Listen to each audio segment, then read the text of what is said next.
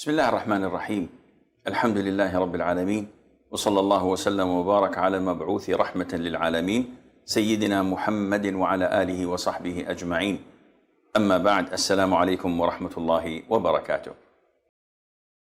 The things that void your fasting, scholars say, are 7. So memorize them, and then you don't have to worry about anything else, because now you know that these 7 nullify your fasting, so anything else does not.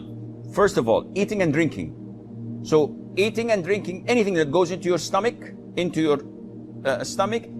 through the mouth or through the nose, then this nullifies your fasting. Even if you swallow a stone, it nullifies your fasting.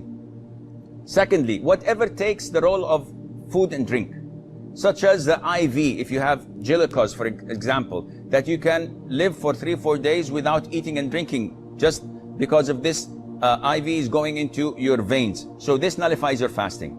And this means that if I take antibiotics, if I take Voltaren shots, if I take insulin, if I take penicillin, anything that does not nourish me, that does not take the role of eating and drinking, this doesn't nullify your fasting. So if someone says, if I have to take vaccines, does it affect my fasting? No, it doesn't. I have to extract a tooth and the doctor gives me or anesthesia, does it affect my fasting? The answer is no. Thirdly, vomiting intentionally. I ate too much, I have something going on, I don't like it, I put my finger or smell something and I vomit intentionally, this voids my fasting. If I ate too much and I feel disturbed and all of a sudden, without me helping it, I'm throwing up, I'm vomiting, this is unintentional, it doesn't affect your fasting.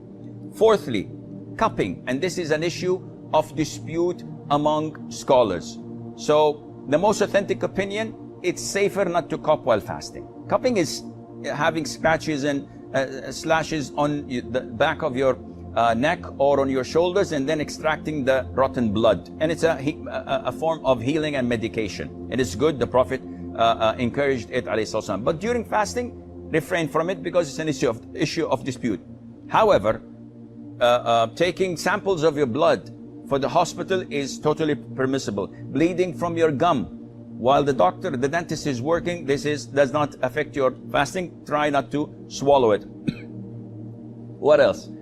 Donating blood, if it wears you down and it's a pint or two, if in this case, make it after Maghrib.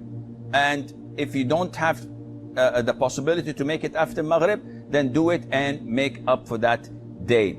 Fifthly, ejaculation. Any person ejaculating while he's awake, of course, because this is different than nocturnal emission. What you suffer or what you have of what they call wet dreams when you ejaculate while sleeping, this doesn't affect your fasting at all. But if you do it intentionally while awake, by looking at something or thinking or masturbating, this nullifies your fasting. Sixth is intercourse, and this is the highest of all.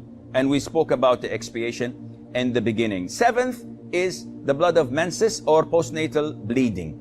These two, if there exist, then the fast is void, even if it's seconds before the adhan of the Maghrib. Now, if you look at toothpaste and look at these 7 categories, you will find that as long as it doesn't go into your throat, you're in the clear.